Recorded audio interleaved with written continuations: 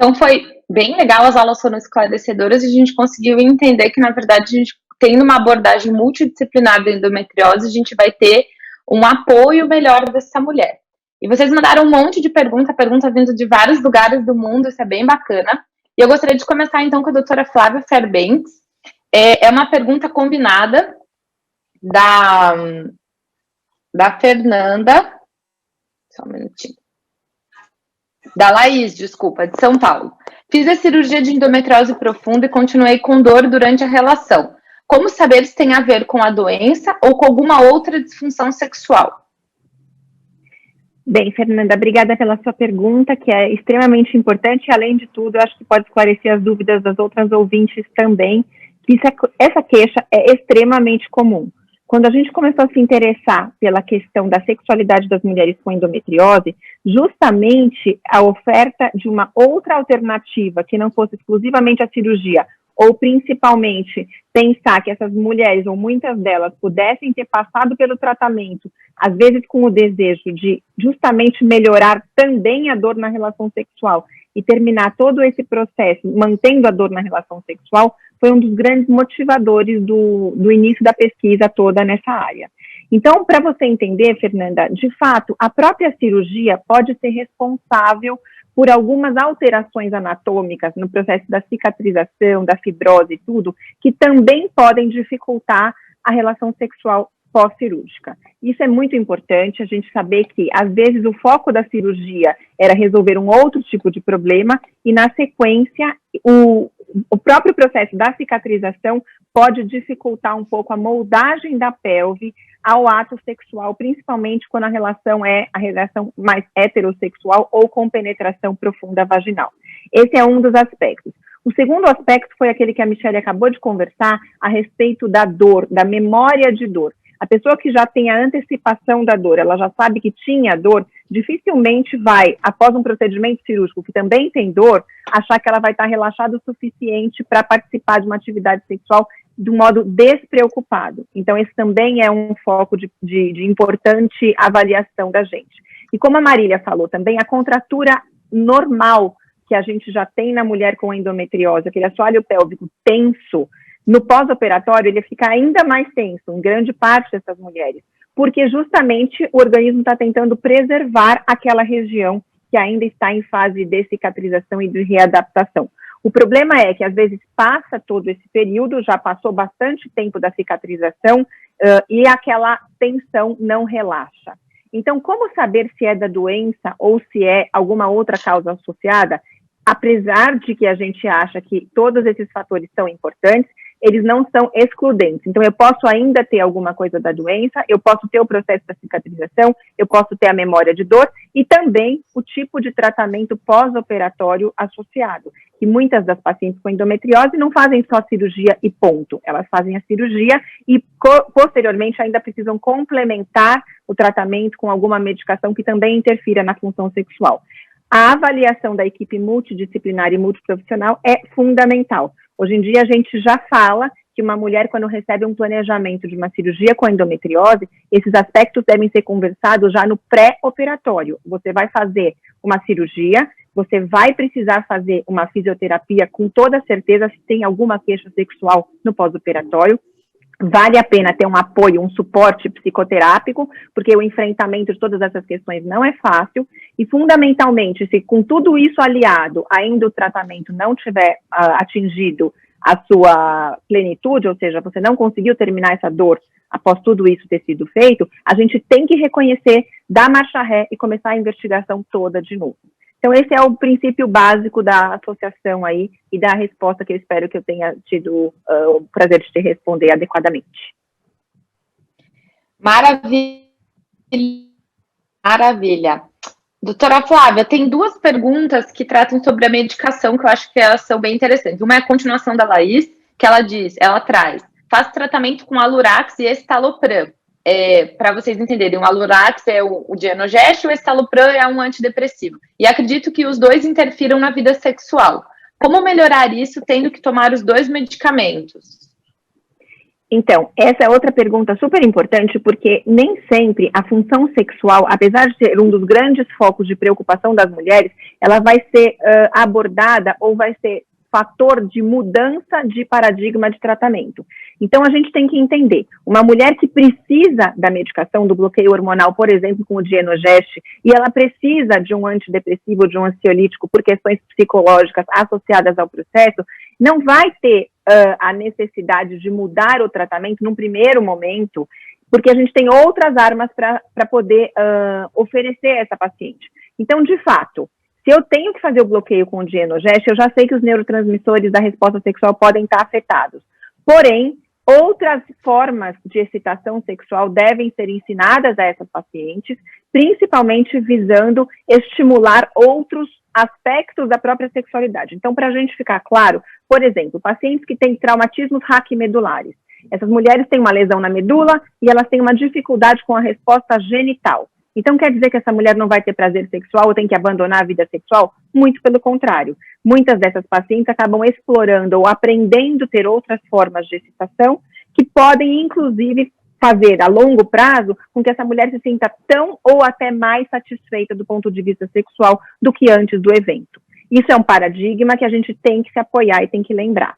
Então, a mulher com endometriose que precisa de um tratamento medicamentoso, ela vai aprender a explorar as outras formas. Como bem falado pela Michelle anteriormente, a gente tem, primeiro, a parceria tem que ser trazida para o processo. Então, aquela relação que só dependia do estímulo espontâneo vai ter que começar a ter o estímulo responsivo. Isso é fundamental. E isso depende da parceria, porque é difícil a mulher ter um estímulo responsivo sem ter sido estimulada. Ela pode ser autoestimulada, mas na grande maioria das vezes ela está participando de uma relação, uma parceria bastante próxima vai ser fundamental. Na segunda questão, em relação ao uso dos antidepressivos ou ansiolíticos, eles têm um papel negativo, eventualmente, na função sexual? Sabidamente tem. Porém, uma mulher conviver com depressão ou ansiedade não medicadas é pior do que ela estar controlada. Então, eu tenho que pôr na balança qual é o risco e o benefício desse tipo de tratamento. E, claramente, eu posso trocar a classe do medicamento, se isso for pertinente naquele caso. Então, uma mulher que não está bem com esse citalopram, eu posso tentar passar para um inibidor de recaptação de serotonina. Às vezes é mais prejudicial para algumas mulheres, mas pode ser benéfico para outras. Então, depende do tipo de doença e do tipo de manifestação que ela tem. Então, Laís, no seu caso, fundamentalmente, discutir se há opções dentro das mesmas classes de medicamentos, se você pode trocar o tipo de substância. Isso é importante. Você ainda mantém um tratamento antidepressivo ou ansiolítico, mas eventualmente não mais com esse citalopram. Talvez o seu psiquiatra possa ver uma outra alternativa com menor impacto na função sexual.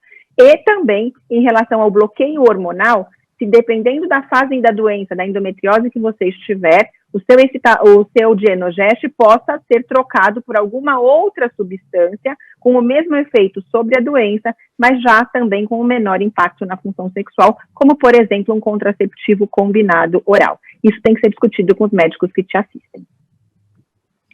Muito legal, doutora Flávia, super completo. Já que a gente começou a falar sobre essa questão psicológica do relacionamento, a gente recebeu duas perguntas que são muito semelhantes e eu vou acabar lendo as duas para a Michelle abordar esse tema do relacionamento. Michelle, a primeira pergunta vem da Thaís, de São Paulo, e ela fala: tenho tanto medo e sinto tanta dor. Sempre quero acabar com a relação o mais rápido possível, mas meu marido sempre quer ter relação todos os dias. É insuportável. A nossa outra espectadora, a Maria Rosa, de São Bernardo do Campo, também trouxe: como lidar com um marido que não entende que você tem um problema e te obriga a ter relação.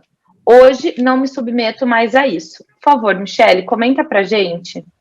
Obrigada, Raquel, pelas perguntas. Obrigada, meninas, por terem interagido. Esse aspecto é de extrema importância, né? Que eu sempre falo que é a comunicação com a parceria. Eu entendo que vocês trazem da não compreensão, né? Vocês colocaram aí parceiros, né? Maridos que não compreendem. Um primeiro passo, gente, é a gente compartilhar a informação. Então, hoje em dia, seja aqui nesse congresso que vocês estão acompanhando, né, seja na página de Instagram dos profissionais, onde vocês forem encontrando coisas sobre endometriose, às vezes, manda para eles, informa. Muitas mulheres que se relacionam com homens trazem essa questão. Ah, e ele acha que eu estou exagerando, que eu estou potencializando, que não é tudo isso, e quer forçar uma situação. Ninguém deve se submeter a uma relação sexual sem ter vontade, forçada, independente de você ser casada ou não. Né? O casamento não dá o direito de se forçar um ato sexual. Então, poder informar do que é a endometriose, como é que ela funciona, né? Quanto mais informação a gente dá, aquela outra pessoa vai passando a entender e falando, poxa, é assim que ela se sente. Pegue relatos, às vezes, de outras mulheres que também trazem a queixa da dor, vão mostrando isso para ele. E o que eu falei, que eu acho super importante reforçar, é, dá para ter troca sem necessariamente ter ação. Muitas vezes, quando a gente fala disso, né, tem que ter a relação sexual, a gente está pensando no ato penetrativo, né? Então, troca de prazer entre o casal, seja por meio do toque, de masturbação, do sexo oral, de carícias, isso vai levar ao prazer. Enquanto isso, você está buscando profissionais para se tratar, para melhorar desse quadro, e aí sim poder viver uma sexualidade da forma como você desejar, inclusive com a penetração e sem dor. Ótimo. Uma pergunta difícil, da Evilene, lá de Fortaleza. Como conseguirmos trabalhar nosso psicológico de maneira que não fiquemos nervosas ao pensar na relação sexual? Evilene, excelente sua pergunta. É o que eu mais falo no consultório, é o que a gente mais tenta trabalhar, porque elas falam assim, legal, eu não posso ficar nervosa. E agora como? Me conta, né? Facilita a vida, vamos lá. Então, gente, a gente tem um termo em psicoterapia que chama dessensibilização sistemática. Em outras palavras, o que é isso? É a gente ir se aproximando passinho por passinho de um objetivo até chegar lá na reta final. E para a gente chegar nessa reta final, gente, vocês têm que traçar, tipo, o que vai acontecer até eu chegar ao ato sexual. E quais dessas coisas que podem acontecer não me dão medo. E você vai começar a se expor a elas, repetidas vezes. Então, por exemplo, eu me sinto à vontade enquanto a gente está se beijando, enquanto a gente beija na boca, enquanto a gente está de roupa, tá ótimo. Eu curto, tô excitada e não tenho medo. Perfeito, então você vai fazer isso diversas vezes, sempre que possível, aumenta a frequência disso. Nossa, eu tô super confortável nessa parte, agora eu acho que eu posso passar para o próximo passo, que é a gente às vezes ficar beijando e se acariciando sem roupa, aí você dá o próximo passo. Você vai dando um passinho de cada vez, conforme você vai perdendo medo. Não adianta querer praticar todos os dias e todos os dias chegar no final do ato sexual. Vocês têm que pensar, gente, que é como se vocês estivessem se preparando para uma maratona. Ninguém vai correr uma maratona e corre 21 quilômetros, 42 quilômetros, sei lá quanto é maratona, eu não sou tão esportista assim, mas assim, sai correndo tudo num dia só. Você começa a correr de pouquinho. Então, o perder o medo, Evilene, também é dessa forma. Você vai entender o que você consegue fazer sexualmente sem medo, até onde sua excitação se mantém, tá? E para isso é a troca do momento, é pensar também em coisas eróticas, é entender o que te excita, porque a gente precisa saber o que nos excita, para contar para aquela outra pessoa, e aí você vai fazendo passinho por passinho. Essa é a melhor forma para perder o medo. É legal você falar isso da maratona, porque eu uso no consultório o mesmo exemplo. Que bom. Parece que a gente combinou. Que bom, é isso mesmo, é ir se preparando aos pouquinhos que a gente chega lá. E a última pergunta, na verdade, dessa rodada, que tem mais perguntas, meninas, para a Michele, mas depois a gente vai mudar um pouquinho para a Marília, mas eu gostaria que você comentasse que a Filipa mandou para a gente lá de Portugal, de Lisboa. Ela mandou uma mensagem de carinho para mim, obrigada, querida, mas vamos para a pergunta. Como eu sinto muitas dores na penetração, costumamos fazer só sexo oral. Sinto muito mais prazer no clitóris, mas meu esposo não está satisfeito. O que fazer? Ótimo. Muito obrigada pela pergunta, Filipa, né? Que está nos acompanhando lá de Lisboa. Volta um pouquinho, Filipa, no que eu falei na primeira parte para as outras meninas, que é a comunicação. Né? Essa ideia do ele não estar satisfeito é ir contando para ele e partilhando isso, né? A dificuldade tem que ser de vocês dois. Você não pode carregar a culpa, que é isso que muitas vezes acontece. Ah, mas é você que tem o diagnóstico, é você que tem a dor, eu não tenho nada a ver com isso. Eu tô pronto e com vontade todos os dias. E aí a gente tem que chamar para conversa um pouco dessa parceria. Tipo, peraí, somos parceiros aqui, vamos junto nessa. Nessa hora, a fisioterapia, e a Marília depois pode falar muito melhor, vai ajudar muito com os exercícios. E muitas vezes eu falo, não sei se a Marília concorda, mas de chamar o parceiro, às vezes, na hora de fazer os exercícios também. Vai criando aquela intimidade, ele vai entendendo até onde você consegue penetrar, se você está usando os dilatadores lá que a Marília falou. E em algum momento também, quando vocês forem para o intercurso, também não precisa fazer a penetração toda e profunda de uma vez só. Vamos aos pouquinhos também. Assim você vai proporcionando uma vivência que é prazerosa para ele, né? E em contrapartida você também está indo passo a passo para não sentir dor.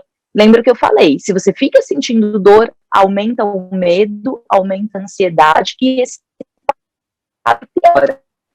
Em uma troca sexual, eu entendo que você dele não está totalmente satisfeito, ele gostar da penetração, mas é pedir para ele te contar um pouquinho. Mas você gosta fora da penetração? O que será que a gente pode fazer que você gosta? Também tenta ouvir um pouquinho ele, né? Às vezes vocês podem descobrir outras formas de excitação diferentes e prazerosas para irem fazendo, enquanto de repente você está fazendo o tratamento para melhorar dessa dor.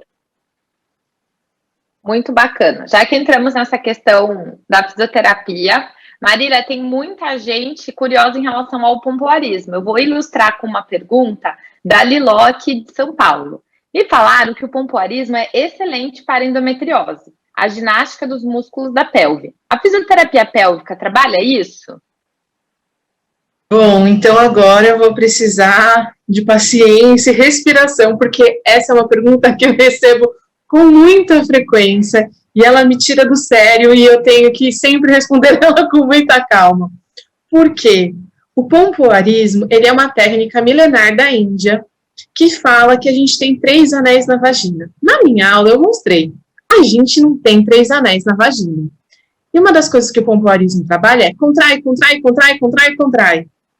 Mas na mulher com endometriose, lembra que eu mostrei a foto do assoalho pélvico relaxado e de quem está com endometriose está com medo e tem o assoalho pélvico mais contraído?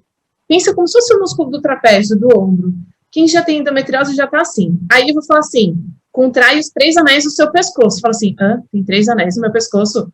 Não, mas contrai. Aí se contrai um pouquinho, contrai o segundo, contrai o terceiro. Será que tem 3 anéis?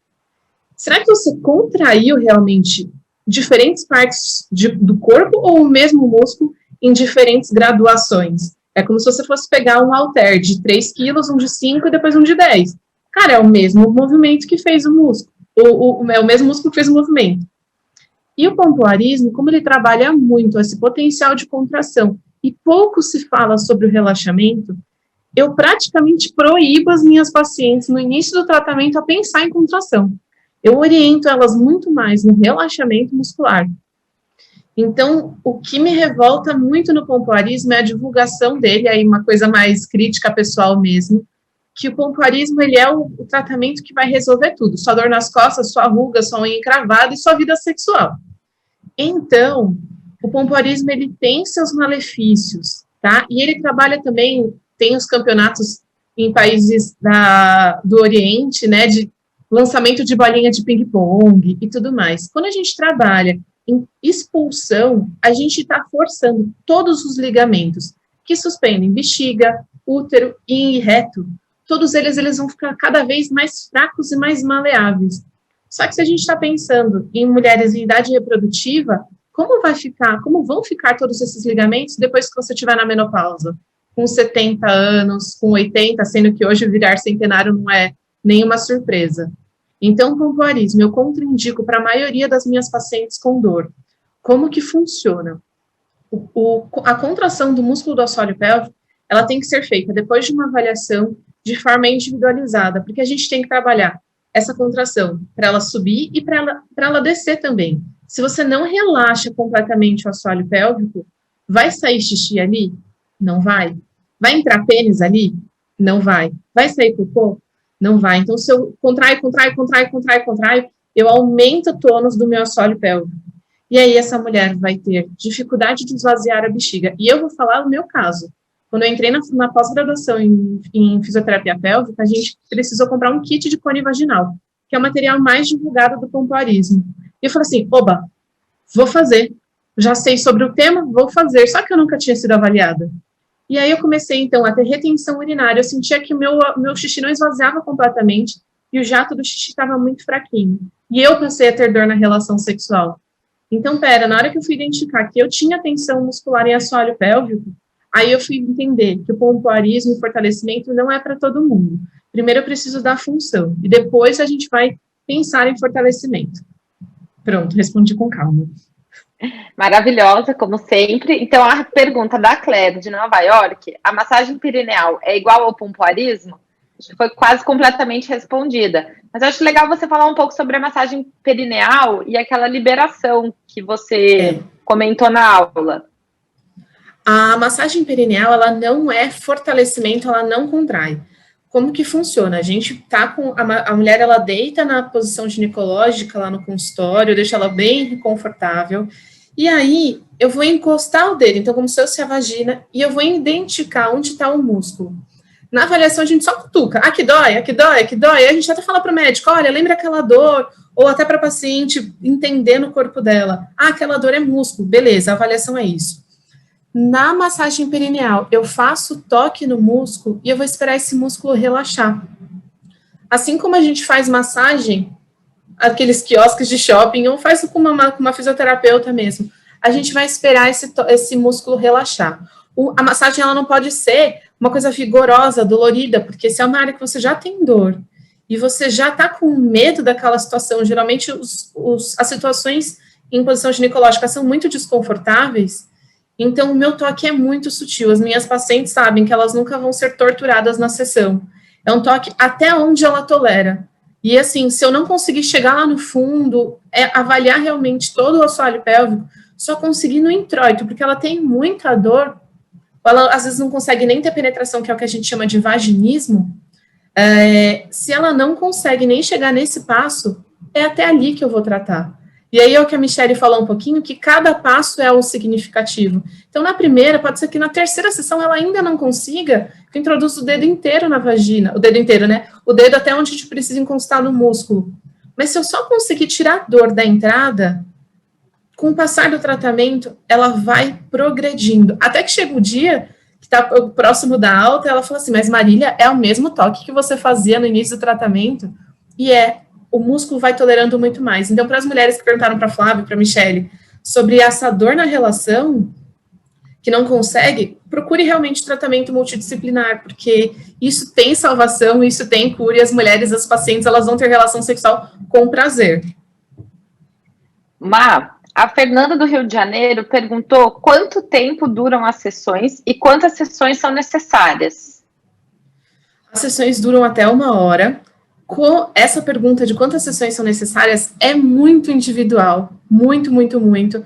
Tem pacientes que eu me surpreendo que o tratamento, assim, em 4 sessões, eu tô dando alta para muita paciente, eu falo, caramba, né, pacientes que morriam de dor na avaliação, ou seja, 1 mês, elas são sessões semanais, tem pacientes que são com muita dor, principalmente pós ou pré-cirurgia, estão com muita dor, aí eu aumento a frequência para 2 vezes na semana, mas geralmente são sessões semanais.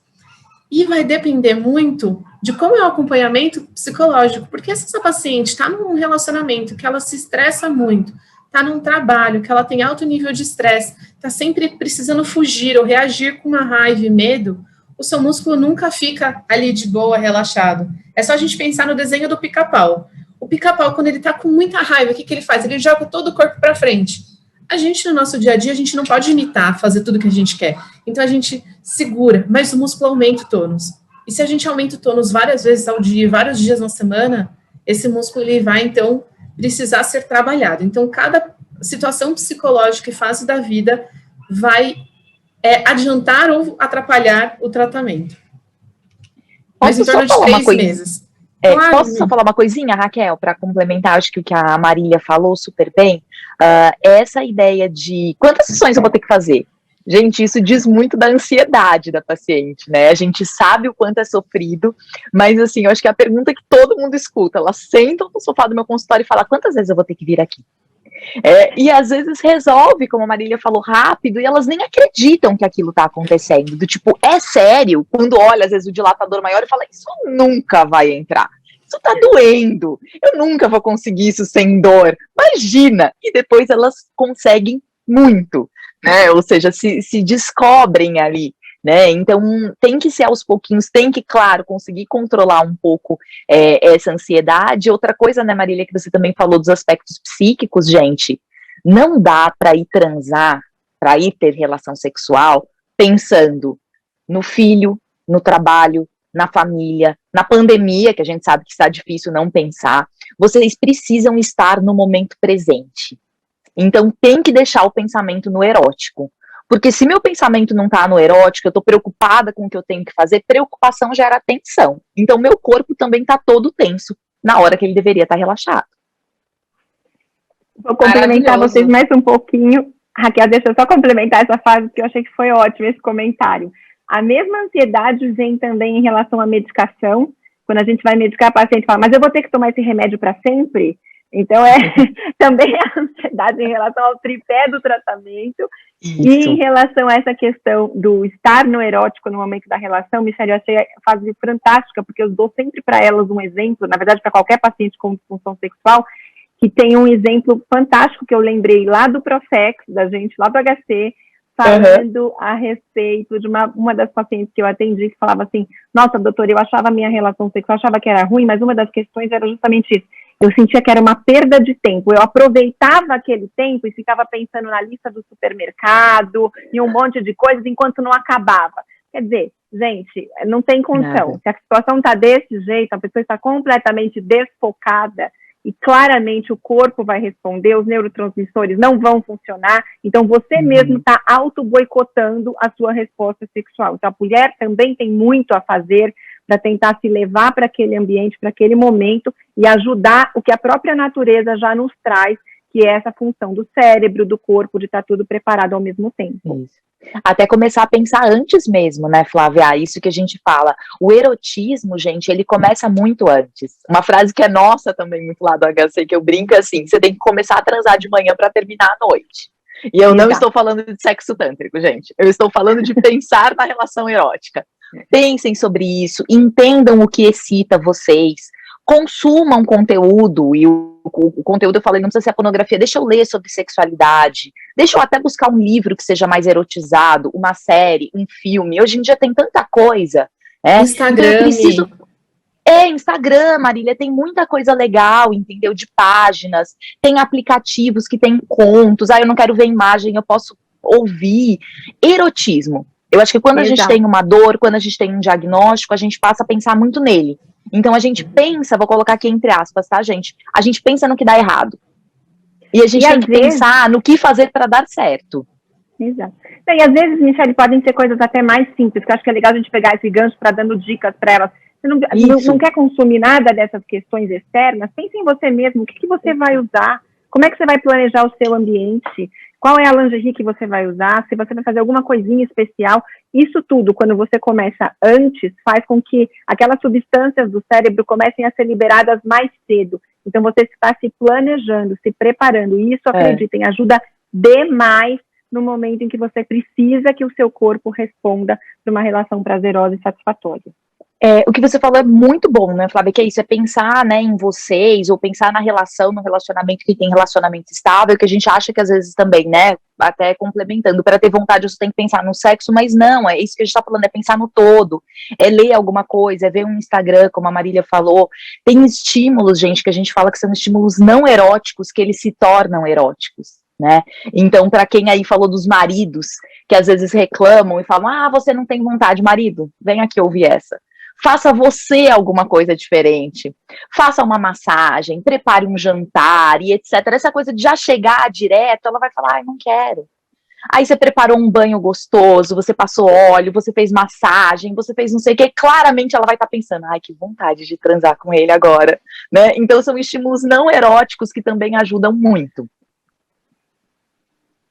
É esse contato entre o casal e o próprio contato da... Eu costumo falar para a paciente que a sexualidade é dela, né, do casal, e ela precisa entrar em contato com a sua própria sexualidade e ir trabalhando isso ao longo do dia. E o dia que não quiser ter relação também tá tudo bem, né? Que eu acho que a mulher também se sente muito cobrada em relação a isso. A gente viu tanto nas perguntas que realmente ela tem que ter relação, ela tem que ter vontade, e a gente tem que entender que também tem o dia que a gente não tá com vontade e que isso não tem problema nenhum. E veio uma pergunta nesse contexto para a doutora Flávia, da Fernanda de Medellín. Ela foi escrita em espanhol, então vou fazer a tradução. Porque o ciclo menstrual e hormonal muda tanto o meu desejo de ter relações sexuais. Dependendo da época do mês, tenho mais vontade. No entanto, sinto muita dor devido à endometriose. Essa pergunta é ótima, justamente porque nas mulheres, como a gente já tinha mostrado naquele comecinho da aula, os neurotransmissores, que são aquelas substâncias que facilitam a resposta sexual, também são, em grande parte, representados pelos hormônios sexuais. O nosso ciclo menstrual normal tem essa oscilação da liberação dos hormônios sexuais, principalmente do estrogênio, da progesterona e da testosterona, facilitando a resposta sexual, ou seja, a mulher está mais ávida a ter atividade sexual, fundamentalmente nos períodos pré-ovulatório, que seria mais ou menos na segunda semana do ciclo menstrual, pertinho do fenômeno da ovulação, e também, para grande parte nas mulheres, no pré-menstrual imediato. Então, eu imagino que o que a Fernanda deve estar percebendo no corpo dela é que ela só tem vontade em alguns momentos do mês, justamente presta atenção se não bate com essa fase do calendário. Quando você está perto de ovular, Fernanda, você libera um pico muito grande de estradiol e um pico um pouquinho menor, mas não menos relevante, dos hormônios masculinos, por exemplo, da testosterona, que facilitam a sua resposta sexual, a sua vontade de ter relação por uma ação direta no cérebro. Quando acaba o fenômeno da ovulação, fica mais ou menos durante uma semana sendo liberada uma quantidade ainda grande desses esteroides sexuais, desses hormônios, facilitando também esse pico pré-menstrual. Tem muitas mulheres que falam, eu já sei que eu vou menstruar, porque naqueles diazinhos eu tô com um incômodo, mas eu também percebo que aumenta a minha vontade de ter relação. Quando a mulher tem endometriose e tem a dor, uma das questões é justamente a gente ver qual vai ser a melhor modalidade de tratamento. Mas, se a sua endometriose ainda não teve indicação de um bloqueio hormonal, aproveite esses picos mensais naturais para incentivar a atividade sexual e busque tratamento ou resposta para a sua dor, justamente por essas outras maneiras que a gente discutiu, como, por exemplo, uma fisioterapia do assoalho pélvico bem feita e bem orientada, que vai relaxar sua musculatura, que nem sempre essa dor que você está sentindo é da endometriose, ela pode ser uma dor miofacial também. Então, ela vai melhorar a dor por um lado, ajudar o organismo com a resposta natural hormonal pelo outro lado e provavelmente ter uma qualidade de vida sexual bem melhor. Outra situação interessante que tem uma espectadora mandou é em relação à secura vaginal, que é um tema que acho que acaba entrando para todo mundo. A Adriana do México perguntou assim: tenho tomado Lupron por 4 anos. Desculpa a tradução, gente. Não tenho vontade de ter relação. E, todavia, tenho muita secura vaginal. O que eu posso fazer? Eu acho que seria legal cada uma dar a sua visão. Bom, eu vou começar com essa questão do bloqueio hormonal. Então, o Lupron, para os pacientes e para as ouvintes que não conhecem, ele é um análogo do GnRH, então é a modalidade mais profunda de bloqueio hormonal que a gente pode fazer numa paciente. E 4 anos de uso, claramente já deu uma baixada importante nos níveis hormonais dessa paciente. Então, aquela parte hormonal natural está completamente bloqueada. Se essa parte hormonal está bloqueada, o estrogênio, fundamentalmente, que é o grande responsável pela lubrificação vaginal e pela saúde urogenital, também vai estar bloqueado. Então, como se essa paciente já estivesse na fase da menopausa até mais avançada, onde essa queixa de secura vaginal e de incômodo na relação é muito frequente. Então, o que a gente pode fazer? Em primeiro momento, do ponto de vista médico, medicamentoso hormonal, discutir com o ginecologista ou com o médico que está dando esse tratamento do Lupron, se não é possível usar uma técnica que a gente chama de add-back therapy, ou seja, é uma terapia com baixíssimas doses de estrogênio associados, que não atrapalham o bloqueio que ele está querendo que você continue fazendo pelo Lupron, mas que revertem um pouco essas questões da falta do hormônio por tanto tempo. Então, isso tem que ser discutido com o médico que te acompanha. Num segundo momento, você pode usar as técnicas das energias vaginais para restaurar um pouco o colágeno, a elastina, a dilatação e do ponto de vista irrigação, nutrição, oxigenação dos tecidos vaginais. Então, o laser, a radiofrequência, o ultrassom microfocado, que a gente usa bastante nas mulheres na pós-menopausa, podem ser usados nesse cenário também para ajudar um pouco a manutenção ou o rejuvenescimento, não é bem esse termo, ele não é muito adequado, mas é para você entender mais ou menos. Tentar deixar essa vagina um pouco mais saudável para as práticas sexuais, sem atrapalhar o tratamento proposto aí para sua endometriose, que é o que eu entendo está dependendo desse bloqueio hormonal. Então, essa seria a parte mais medicamentosa. Agora eu vou deixar para a Marília e para a Michelle comentarem a fisioterapêutica e a psicoterápica também. Quer falar, Mi? Pode falar, Má, depois eu fecho. Sobre a secura vaginal, eu acabo indicando bastante óleo lubrificante, né, sobre o mais comum, mais fácil de encontrar e popular, o óleo de coco. Se ele for utilizado com preservativo, que seja preservativo à base de sem látex, tá? Mas ele tem sido bastante indicado nos principais congressos até, por ser popular. E também aí o que acho que a Michelle pode entrar é incentivar muito, muito, muito preliminar. Então, que a excitação vai gerar também um recrutamento aí dessa lubrificação natural. Pode falar, Mi. É isso mesmo, né? Eu ia complementar falando da excitação e também trazendo uma outra condição que é muito importante para vocês pensarem. Mesmo se você está num relacionamento de longo prazo, ou não, ou você está com uma outra idade, a gente tem muito a tendência a querer repetir qual era o nosso script sexual anterior. Então, antes do tratamento, antes da medicação, mas antes eu conseguia fazer isso, antes rapidinho eu estava excitada, o que está acontecendo agora? Gente, esse antes não existe mais. Vamos construir um novo repertório sexual para vocês, um novo repertório sexual para essa parceria. Se agora eu preciso usar um lubrificante, eu preciso usar um hidratante vaginal no dia a dia, vamos fazer uso dele. Se agora eu preciso de mais preliminares, outros acessórios, outros estímulos para excitar, vamos fazer uso disso, tá? Às vezes a ansiedade se dá porque a gente quer repetir o jeito que a gente tinha relação sexual antes, o jeito que o nosso corpo respondia antes, e aí que tá a falha. Então vamos intensificar preliminares, vamos usar lubrificante e entender o que é que facilita a excitação hoje em dia.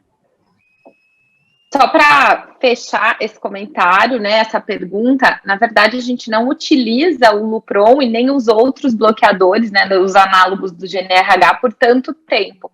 Então, realmente, a secura vaginal é um prejuízo, mas a gente também pode ter prejuízo na saúde osteomuscular dessa mulher e outros componentes. Então, isso realmente não é tão utilizado. Para finalizar, eu também vou deixar para vocês três uma pergunta que veio da Índia, isso é bem legal. A Diva mandou: sou brasileira, mas moro na Índia hoje. Gostaria de perguntar para vocês qual o papel que o Tantra pode ter na melhora da resposta sexual dessas mulheres. Posso responder. Eu gosto muito de estudar o Tantra, sou meramente curiosa, mas tanto na teoria quanto na prática eu gosto muito de aplicar e de estudar. O Tantra, ele vai trazer a conexão profunda. Eu acho que enquanto a Michelle falou sobre atenção profunda, me veio uma palavra na cabeça que não existe, mas a gente fala tanto do mindfulness. Eu acho que o Tantra traz o sexfulness. Não existe isso, mas você tá na atenção plena, não é você prolongar o orgasmo, é transformar cada toque com uma sensibilidade tão fina como se fosse um orgasmo. Então não precisa falar assim, meu Deus, esse toque no cotovelo tem que já me dar tesão? Não tem que dar tesão. Mas se você estiver preparada e aberta, então até sobre os exemplos de falar para o marido, fazer coisas que te agradem, esteja aberta para isso. Porque muitas mulheres já falam assim, tá querendo me agradar, não vou cair nesse joguinho. Caia nesse jogo. Caia de cabeça nisso, sabe? Aproveite. E o Tantra traz todo o toque, porque a energia sexual que o Tantra fala sobre a pulsão de vida, sobre a energia vital, que é saúde, que a medicina tradicional chinesa fala sobre o Qi, então que já tem comprovação científica sobre a acupuntura e tudo mais. Então, que essa energia vital está circulando pelo corpo inteiro. A função do Tantra e da massagem tântrica é canalizar toda essa energia da pele para os genitais. Então, tudo aquilo que estava adormecido, você não vai pensar no seu tornozelo na hora do sexo. Mas se você despertar a sensibilidade do fio de cabelo até o dedão do pé e conduzir toda essa sensibilidade cada vez mais para toques mais intensos na região genital, tudo aquilo vai estar com mais aporte de sangue. Não vou falar em nem energia, vou falar em aporte de sangue e terminação nervosa despertada. Então, o Tantra, se a gente for pensar, não acredito nisso, é uma filosofia, vamos pensar em neurofisiologia, a gente está trazendo mais despertar celular e neurológico. Mas se a gente for pensar, então, numa questão filosófica, tudo isso vai trazer mais conexão, porque você vai estar ali, na atenção presente, em cada parte do seu corpo e do corpo do outro. Perfeito. Michele, E aí, Flávia. eu ia só complementar quando você fala isso, né, que o Tantra ele começa com um toque em diversas partes do corpo que geram, né, essa energia, se fosse pra gente dizer, ou essa fluidez. Então, acho que ele também traz essa ideia da desgenitalização inicial, né, da gente entender que a gente só vai se excitar se eu estiver diretamente iniciando um toque genital, e não é verdade. Então, qualquer outro toque pode proporcionar, né, essa excitação do corpo, né, então é uma junção aí, corpo e mente, por uma melhor experiência, digamos, de prazer. E para complementar, eu acho que todas as técnicas, quer seja o Tantra, quer seja qualquer uma dessas técnicas milenares, orientais, exemplo, por exemplo, até das figuras do Kama Sutra, que também tanta gente se interessa.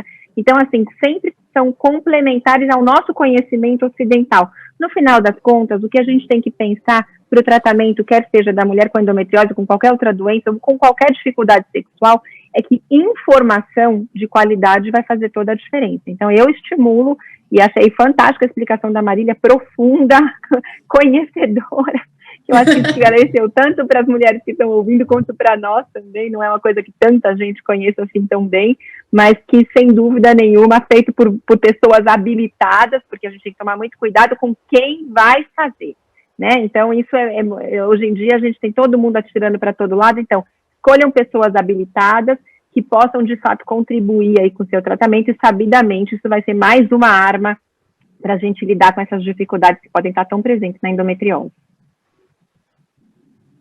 Gente, fantástico. Tivemos perguntas do mundo inteiro. Olha que maravilha, né? É só a gente falar de sexo que dá nisso, né? Eu lembro quando a Flavinha começou a fazer a tese dela, quando ela ia apresentar os resultados preliminares, a reunião da endometriose ficava lotada, todo mundo quietinho, prestando atenção. E quando eu ia falar, por exemplo, na minha, que era de imunologia, ninguém queria saber, né? Então, realmente, sexo é uma coisa que traz atenção sempre. Olha só, tivemos audiência do mundo inteiro, é espetacular isso, foi muito legal, foi muito leve, como vocês falaram, informações completas e, ao mesmo tempo, leve, né, para o pessoal que está assistindo conseguir compreender. A Marília deu uma aula de Tantra aqui no final, que eu aprendi também horrores. Achei fantástico que a gente teve esse tipo de engajamento aqui. E, mais uma vez, tivemos várias perguntas que a gente não conseguiu responder por causa do tempo, mas a gente vai manter o nosso compromisso de ficarmos só em 3 horas, para justamente ficar uma coisa leve, gostosa, e que todo mundo consiga aproveitar o final de semana depois. Mais uma vez, as perguntas que a gente não respondeu aqui no bloco, eu vou enviar para cada uma de vocês, para a gente poder conseguir responder isso, e a gente vai preparar depois para deixar esses posts no perfil do Vivendo. Queria mais uma vez agradecer demais vocês, foi muito, muito bom, foi muito gostoso, essa manhã deliciosa aqui, sempre trazendo informações de qualidade e, ao mesmo tempo, se divertindo. Muito obrigado, gente. Nos vemos na semana que vem, no dia 27, temos o módulo de nutrição e de manejo do estresse, olha só. Então, a Michele já falou bastante aí da parte psicológica, né? Então, a gente vai falar um pouco mais disso, para vocês terem ideia do quão importante é isso. A gente esquece de que dormir, né, é importante, de que descansar é importante, né? Por isso que até minha primeira aula eu gravei lá de Fortaleza para mostrar que eu também descanso, que eu não fico só operando todos os dias. Então, acho que é importante isso, a gente conseguir balancear a nossa vida e também a parte da nutrição. A gente vai ter 4 especialistas do Brasil inteiro, vão ter gente de São Paulo, Curitiba, Fortaleza. Mais uma vez, a gente está tentando integrar gente do Brasil inteiro, não é para mostrar só o que eu faço aqui na minha clínica, é para mostrar que todo mundo faz no Brasil todo. Esse é o legal do evento. Mostrar essa multidisciplinaridade e de diferentes opiniões também. Acho que é muito, muito legal. Gente, muito obrigado. Tenham um bom final de semana. A quem estava nos assistindo até agora, muito obrigado. Foi um prazer imenso estar com vocês aqui. Obrigada. Tchau, tchau. Tchau.